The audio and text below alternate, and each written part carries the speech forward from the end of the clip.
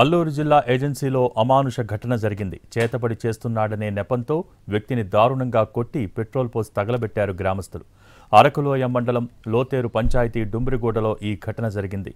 గ్రామానికి చెందిన అడారి డొంబురు అనే వ్యక్తిని చిల్లంగి చేతబడి చేస్తున్నాడనే నెపంతో చిత్రహింసలు పెట్టి చంపారు. కర్రలు రాళ్లతో కొట్టి పెట్రోల్ పోసి తగలబెట్టారు గ్రామస్తులు.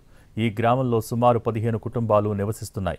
కొన్ని రోజులుగా డొంబురు కుటుంబం తమకన్నా ఆర్థికంగా ఎదుగుతోందని, డొంబురు వల్లే తాము ఇబ్బందులు పడుతున్నామంటూ గ్రామస్తులు ఈ ఘటనకు పాల్పడ్డారు.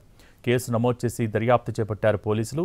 క్లూస్ టీం గ్రామానికి చేరుకుని ఆధారాలు సేకరిస్తోంది. నిందితులను కఠినంగా శిక్షించాలని పోలీసుల్ని కోరారు మృతుని కుటుంబ సభ్యులు.